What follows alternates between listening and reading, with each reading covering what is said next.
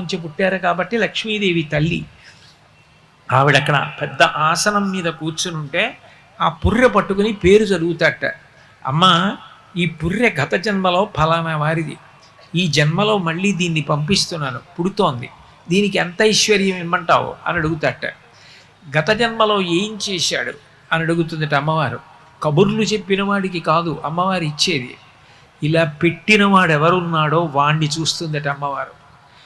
ఆవిడ పేరు చెప్పగానే ఆవిడ సర్వజ్ఞ, ఆవిడికి తెలియదు వాడా ఎంత చేశాడ్రా అని ఒక్కసారి కనుబొమ ఇలా పైకెత్తుతుందిట.